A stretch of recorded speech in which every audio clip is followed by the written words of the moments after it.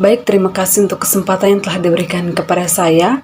Pada kesempatan kali ini, saya akan mempresentasikan hasil kerja saya terkait dengan akuntansi penyisihan penghapusan aktiva tetap, aktiva sewa guna usaha, dan aktiva tetap.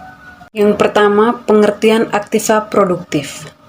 Aktiva produktif atau earning asset adalah penanaman dana bank, baik dalam valuta rupiah maupun valuta asing, dalam bentuk kredit, surat berharga, penempatan dana antar bank, penyertaan, termasuk komitmen, dan kontingensi pada transaksi rekening administratif.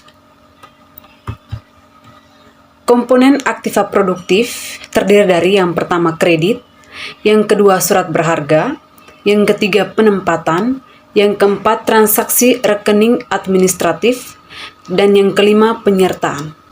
Berikut metode pengakuan penyisihan penghapusan aktiva produktif. Metode pengakuan pengisian penghapusan aktiva produktif dapat didasarkan pada metode langsung atau metode cadangan. Penggunaan metode ini didasarkan pada praktik yang lazim di bank bahwa terjadinya kerugian aktiva produktif sering terjadi pada periode berikutnya setelah penempatan aktiva produktif. Berikut penentuan penyisihan aktiva produktif yang diklasifikasikan. Untuk menentukan besarnya cadangan, dikenal ada dua pendekatan, yaitu yang pertama, pendekatan rugi laba, yang kedua, pendekatan neraca.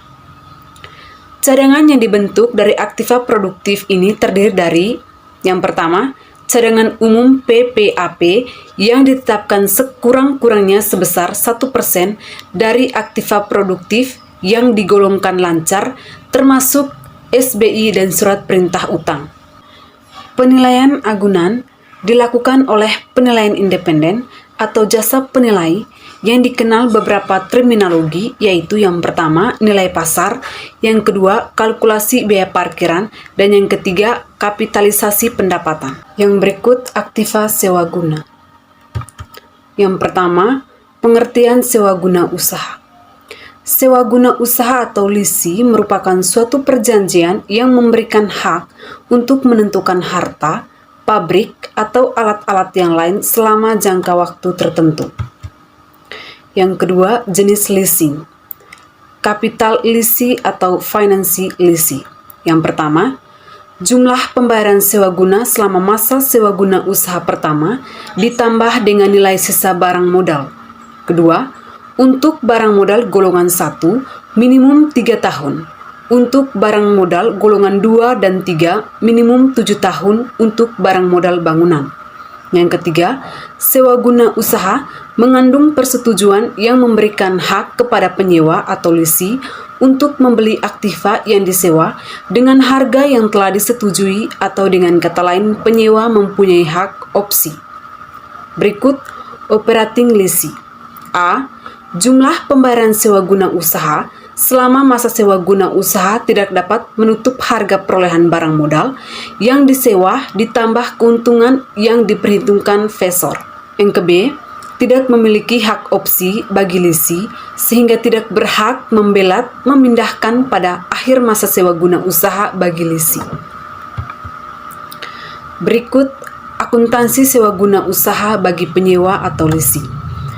Transaksi sewa guna usaha diperlakukan dan dicatat sebagai aktiva tetap dan kewajiban pada awal masa sewa guna usaha sebesar nilai tunai dari seluruh pembayaran sewa guna usaha ditambah nilai sewa atau harga opsi yang harus dibayar oleh penyewa pada akhir masa sewa guna usaha. Yang terakhir, aktiva tetap. Pertama, pengertian aktiva tetap. Aktiva tetap adalah aktiva tidak produktif sehingga banyak yang perlu dibatasi atau pada umumnya relatif kecil dibandingkan bank aktiva produktif. Yang berikut pengeluaran untuk memperoleh aktiva tetap. Yang pertama, pengeluaran modal.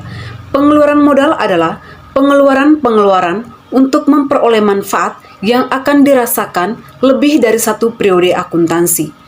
Yang kedua, pengeluaran pendapatan.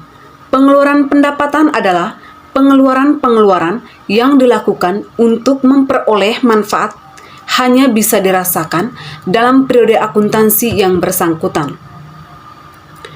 Yang ketiga, perolehan aktiva tetap. Yang pertama, perolehan aktiva tetap melalui pembelian.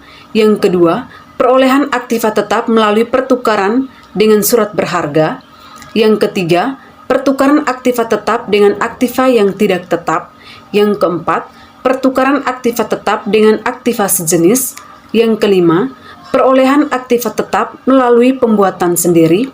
Dan yang keenam, perolehan aktif tetap dari sambungan atau hibah atau hadiah.